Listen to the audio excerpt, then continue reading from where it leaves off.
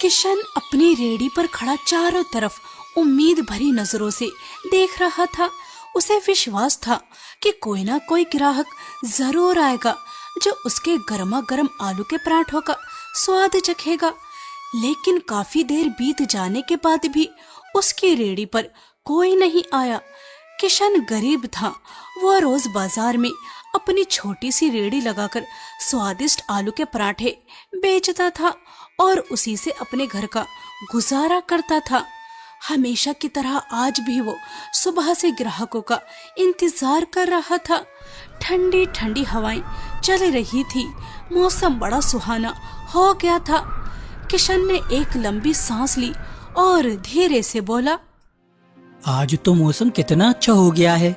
ऐसे मौसम में तो लोगों को गर्मा गर्म आलू के पराठे खाने का मन जरूर करेगा, लेकिन पता नहीं कोई ग्राहक क्यों नहीं आ रहा।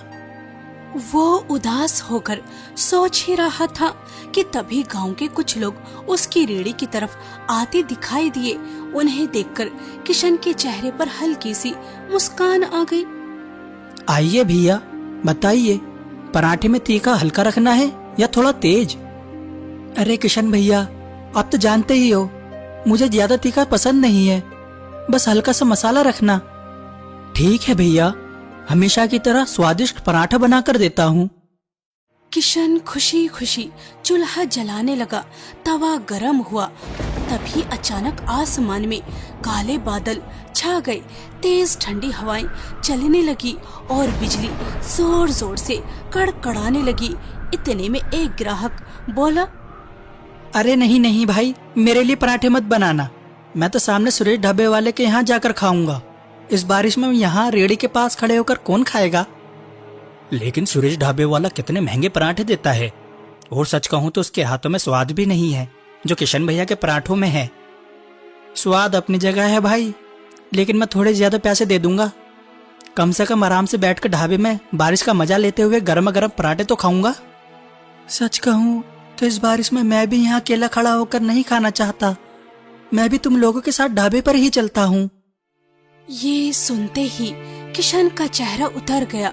उसने कहा, अरे भैया, आलू का मसाला तो तैयार हो गया, बस 2 मिनट दीजिए, अभी गर्मा गर्म पराठे बनाकर देता हूँ। यह पराठे किसी और ग्राहक को दे देना, हम लोग ढाबे पर जा रहे हैं। इतना कहकर सभी ग्राहक सामने वाले सुरेश ढाबे पर चले गए। किशन चुपचाप उन्हें जाता हुआ देखता रहा। उसके दिल में जो उम्मीद की छोटी सी किरण जगी थी वो पल भर में बुझ गई। जिस जगह किशन अपनी छोटी सी रेड़ी लगाता था, ठीक सामने सुरेश का ढाबा था। वहाँ खाने के दाम ज्यादा थे और स्वाद भी साधारण था, लेकिन बारिश और खराब मौसम की वजह से लोग आराम देकर उसी ढाबे की तरफ जा रहे थे। सुरेश ढाबे वाला अपने ढाबे पर बढ़ती भीड़ देखकर मन ही मन खुश हो रहा था। बाजार में सभी रेड़ी वाले अपना सामान पैक करने लगते हैं, लेकिन किशन शांत खड़ा हुआ था। अरे किशन, तुम अभी तक अपना सामान नहीं समेट रहे क्या?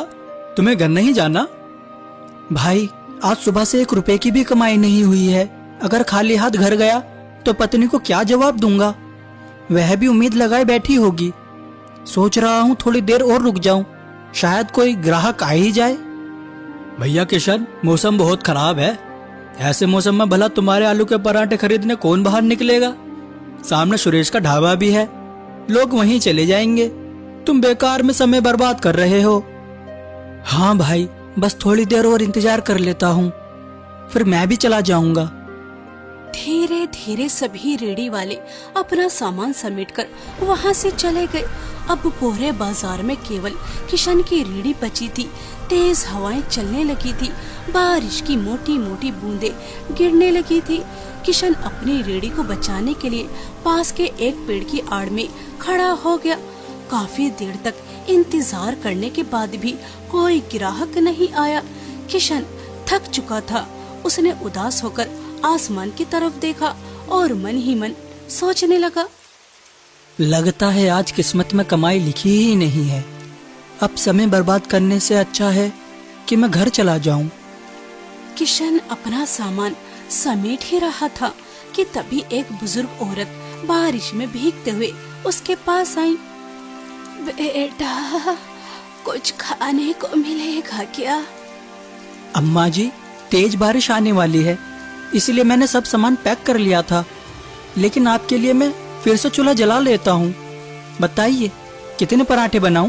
बेटा, भूख तो बहुत जोर की लगी है, 4-5 पराठे खा सकती हूँ।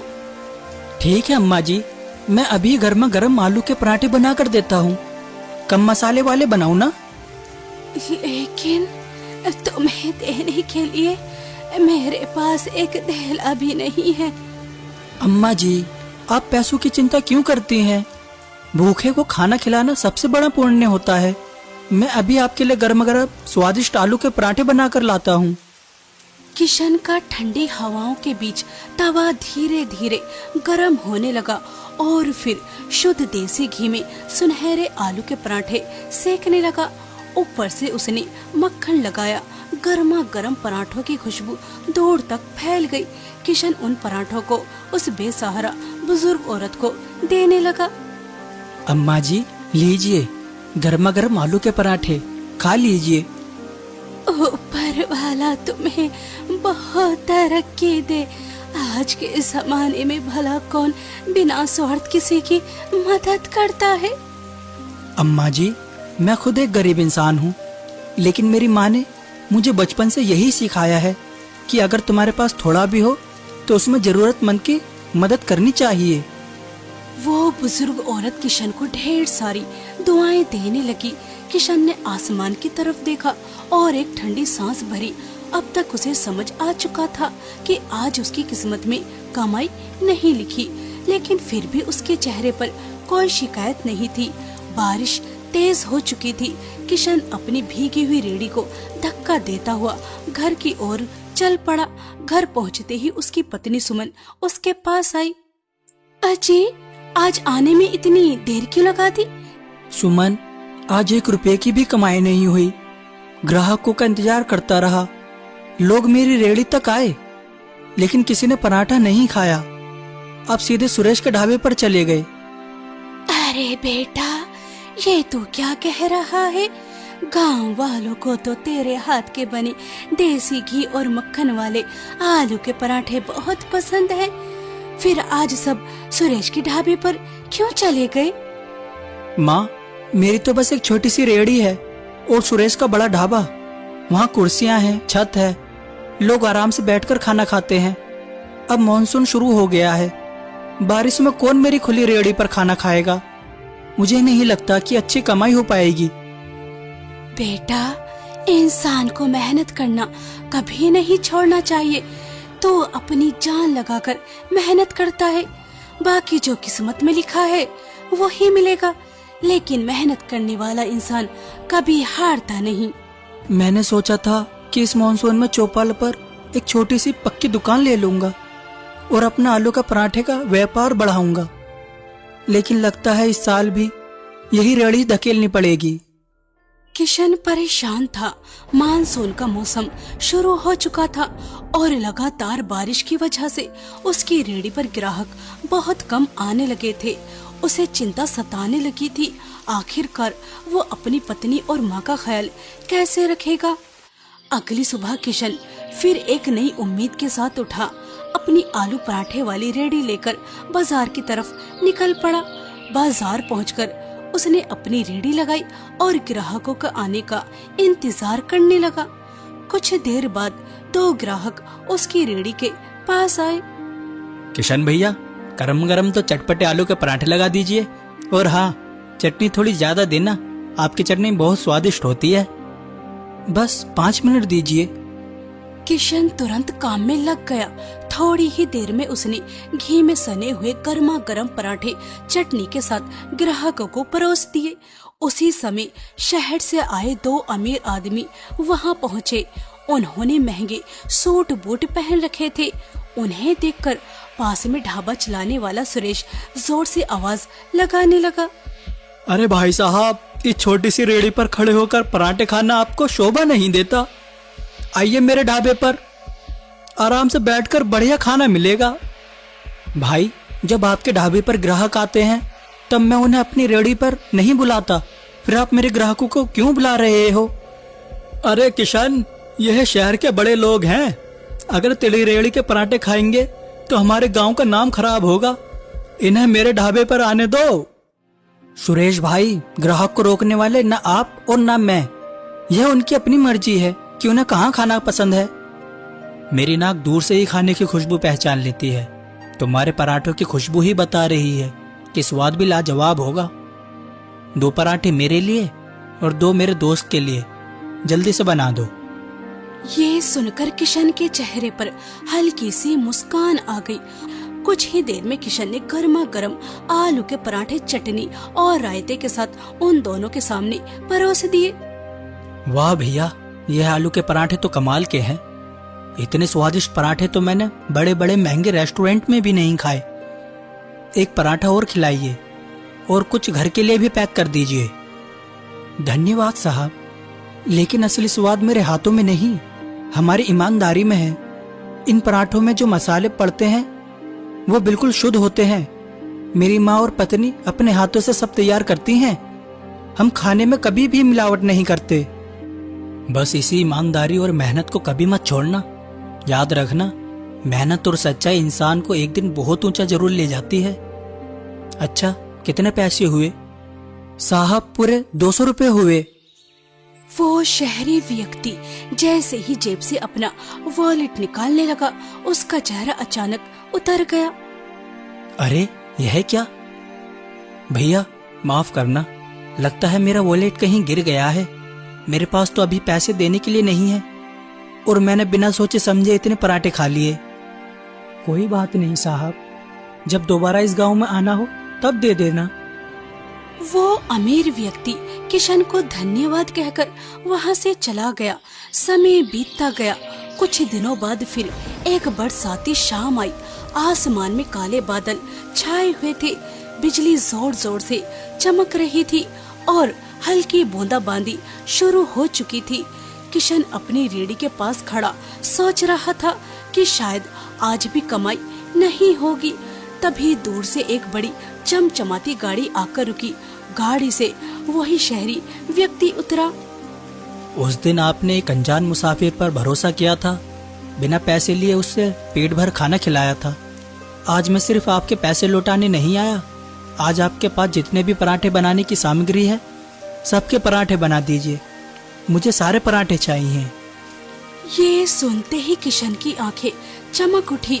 जिसे आज पूरे दिन एक ग्राहक की उम्मीद नहीं थी, उसकी सारी मेहनत एक ही पल में सफल होती दिखाई देने लगी। लेकिन पास में ही अपने ढाबे पर बैठा सुरेश ये सब देख रहा था। उसके चेहरे पर जलन साफ नजर आ रही थी। किशन की तो किस्मत खुल गई। अब शहरी लोग भी इसके पराठों की तारीफ करने लगे हैं। अगर ऐसा ही चलता रहा तो एक दिन यह बड़ा ढाबा खोल लेगा और लोग मेरे ढाबे पर आना बंद कर देंगे। रामू, रामू, जरा इधर आ। सुरेश अपने ढाबे पर काम करने वाले रामू को अपने पास बुलाता है और उससे कहता है, अभी के अभी किशन की रेहड़ी पर जाओ और ऐसा हंगामा करो कि वह शहरी आदमी यहाँ से चला जाए और दोबारा कभी किशन की रेहड़ी की तरफ देखने भी ना आए। यह काम आपका मुझसे नहीं मालिक, किसी और से करवाना चाहिए। अगर किशन ने मुझे पहचान लिया तो वह सबको सच बता देगा। तेरी बात में दम तो है। चल ठीक है, यह काम किसी और से करवाता हूँ। दरअसल सुरेश अंदर ही अंदर जल रहा था। अब तक बाजार में सबसे ज्यादा ग्राहक उसी के ढाबे पर आते थे, लेकिन पिछले कुछ दिनों से लोग किशन के स्वादिष्ट आलू के पराठों की तारीफ करने लगे थे। शहर से आए लोग भी उसके पराठों की खूब प्रशंसा कर रहे थे। ये सब देखकर सुरेश के मन में ईर्ष्या भर गई थी। एक दिन उसने अपनी जलन में आकर एक भाड़े के आदमी को किशन की रेहड़ी पर भेज दिया। किशन हमेशा की तरह मुस्कुराया। उसने साफ हाथों से गर्मा गर्म आलू के पराठे बनाए और सुरेश के भेजे हुए आदमी को पराठे खाने को दिए। और कुछ ही देर बाद अचानक वो जोर जोर से चिल्लाने लगा, अरे, यह कैसे पराठे बनाए हैं तुमने? बिल्कुल भी स्वादिष्ट नहीं है। इन्हें खाते ही मेरे पेट में दर्द शुरू हो गया है। लगता है तुम गंदगी से खाना बनाते हो और मसाले भी नकली इस्तेमाल करते हो। नहीं भाई साहब, ऐसा मत कहिए। मैं बहुत साफ सफाई से खाना बनाता हूँ। देखिए मेरी रेहड़ी बिल्कुल साफ है और मसाले तो मेरी माँ और पत्नी अपने हाथों से घर में तैयार करती हैं। उनमें रत्ती भर भी मिलावट नहीं होती। तो क्या मैं झूठ बोल रहा हूँ? जरूर तुम्हारे पराठों में मिलावट है, तभी तो मेरी तबीयत खराब हो गई है। अरे गांव वालों, इसके आलू के पराठे मत खाना, नहीं तो तुम भी बीमार पड़ जाओगे। किशन भाई, 2 पैसे ज्यादा कमाने लगे तो तुमने बेईमानी शुरू कर दी। मसालों में भी मिलावट करने लगे। गांव वाले तुम पर भरोसा करके खाना खाते हैं और तुम उन्हीं के साथ धोखा कर रहे हो। सुरेश भाई, मैं भूखा रह लूंगा लेकिन बेईमानी का 1 रुपया भी नहीं कमाऊंगा। मेरे आलू के पराठे में रत्ती भर भी मिलावट नहीं है। मैं हमेशा साफ सफाई और ईमानदारी का ध्यान रखता हूँ। लेकिन सुरेश और उसका भेजा हुआ आदमी लगातार हंगामा करते रहे। उनकी बातें सुनकर ग्राहक आपस में बातें करने लगे। क्या पता सच में मिलावट हो। अगर पराठे खाकर हमारी तबीयत खराब हो गई तो? धीरे धीरे सभी ग्राहक वहां से हटने लगे। किशन बार बार लोगों को समझाता रहा, लेकिन उस समय कोई उसकी बात सुनने को तैयार नहीं था। अपनी मेहनत और ईमानदारी पर झूठा आरोप लगता देखकर किशन का दिल टूट गया। शाम को उदास होकर वो घर लौटता है। अरे बेटा, तू गांव वालों की बातों की इतनी चिंता क्यों करता है? वो शहरी बाबू, क्या नाम है उसका, विजय, वो तो हर हफ्ते तेरी रेहड़ी से सारे पराठे खरीद कर ले जाता है। इस मानसून में उसी के भरोसे हमारा गुजारा हो जाएगा। माँ, मेरे पराठों में मिलावट की बात पूरे गांव में आग की तरह फैल चुकी है। आपको क्या लगता है जब विजय बाबू यह सब सुनेंगे तो वह मेरे पराठे खरीदेंगे? नहीं माँ, अब कोई मुझ पर भरोसा नहीं करेगा। बेटा, सच कभी छुपता नहीं। हमने कोई बेईमानी नहीं की। हमारे मसाले शुद्ध हैं। एक दिन गांव वालों को ये बात जरूर समझ आएगी कि तूने कभी कोई बेईमानी नहीं की। तू ईमानदार है। सुमन और कावेरी किशन को हिम्मत देती रही। अगले दिन किशन फिर एक नई उम्मीद और हल्की सी मुस्कान के साथ बाजार में अपनी रेहड़ी लगाता है। वो ग्राहकों के आने का इंतजार करने लगता है। तभी सुरेश ताना मारते हुए कहता है, अब यहाँ बैठकर मक्खियाँ मारने से कोई फायदा नहीं है किशन। तेरे पास अब कोई ग्राहक नहीं आने वाला। किशन चुपचाप उदास होकर बैठ जाता है, जबकि सुरेश मन ही मन मुस्कुरा रहा होता है। कुछ देर बाद अचानक एक चमचमाती महंगी कार आकर किशन की रेहड़ी के सामने रुकती है। कार से वही अमीर शहरी व्यक्ति विजय उतरता है। किशन तुरंत खड़ा हो जाता है। साहब, आप गांव वालों की बात पर विश्वास मत कीजिए। मेरे मसाले बिल्कुल शुद्ध हैं। मैं पूरी ईमानदारी से काम करता हूँ। मेरे आलू के पराठों में कोई मिलावट नहीं है। एक बार फिर से खाकर देखिए, यह सब झूठी अफवाह है। किशन, मैं किसी की बातों में आने वालों में से नहीं हूँ। तुम्हारे आलू के पराठे सच में बहुत स्वादिष्ट हैं। तुम्हारे हाथों में अलग ही स्वाद है, लेकिन उससे भी ज्यादा मुझे तुम्हारी ईमानदारी और सच्चाई पसंद आई। इसलिए मैं तुम्हारे साथ काम करना चाहता हूँ। साहब, मैं कुछ समझा नहीं। आप मेरे साथ कैसा काम करना चाहते हैं? मैं बहुत समय से अपना व्यापार शुरू करने के बारे में सोच रहा था। हाईवे पर मेरी एक जमीन पड़ी है। हम वहाँ एक ढाबा खोलेंगे, खास तौर पर आलू के पराठे और अदरक वाली कड़क चाय का। पैसा और जमीन मेरी होगी और स्वादिष्ट आलू के पराठे तुम बना कर दोगी। किशन ये सुनकर बहुत खुश हो गया। उसे अपनी किस्मत पर विश्वास ही नहीं हो रहा था। घर पहुंचकर उसने सारी बात अपनी पत्नी और माँ को बताई। मैं कहती थी ना बेटा, ऊपर वाले के घर देर है लेकिन अंधेर नहीं। माँ, हम हमेशा उसी भरोसे और ईमानदारी के साथ काम करेंगे जैसा अब तक करते आए हैं। कभी खाने में मिलावट नहीं करेंगे और हमेशा प्यार से लोगों को खिलाएंगे, क्योंकि खाना सिर्फ पेट भरने के लिए नहीं होता, उसमें इंसान का प्यार और मेहनत भी होती है। धीरे धीरे दिन गुजरने लगे और हाईवे पर किशन का आलू पराठे वाला ढाबा बहुत मशहूर हो गया। उसके अच्छे दिन शुरू हो चुके थे। किशन को उसकी अच्छाई और ईमानदारी का फल मिल रहा था। वो अब एक खुशहाल जिंदगी जी रहा था। लेकिन दूसरी तरफ सुरेश के ढाबे की हालत बहुत खराब हो चुकी थी। वो दिन भर खाली बैठा मक्खियाँ मारता रहता था। अब तो ग्राहकों ने आना बिल्कुल ही बंद कर दिया। कोई मुझसे कुछ खरीदने ही नहीं आता।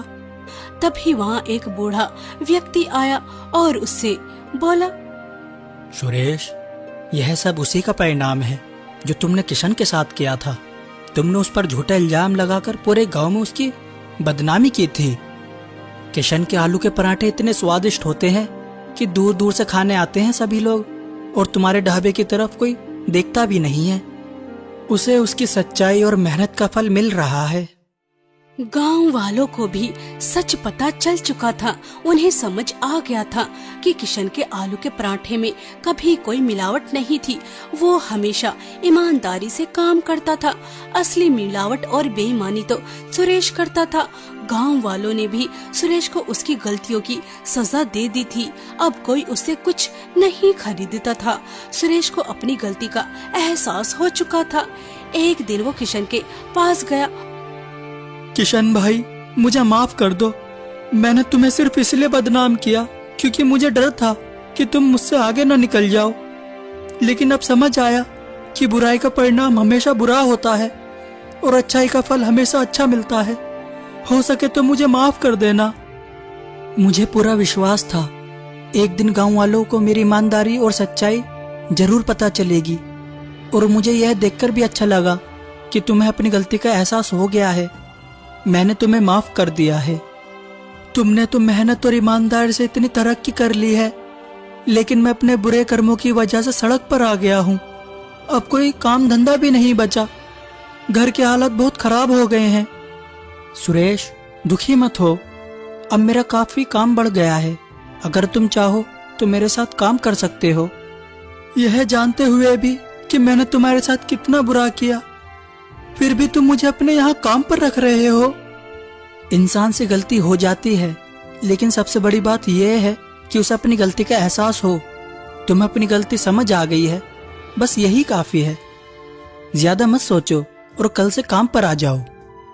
किशन की ये बात सुनकर सुरेश की आंखों में आंसू आ गए। उस दिन के बाद सुरेश ने भी ईमानदारी और मेहनत के रास्ते पर चलना शुरू कर दिया। किशन की अच्छाई और सच्चाई ने एक बुरे इंसान की जिंदगी बदल दी। इसीलिए हमें हमेशा सच्चाई और ईमानदारी के रास्ते पर चलना चाहिए, क्योंकि अच्छाई का परिणाम हमेशा अच्छा ही होता है।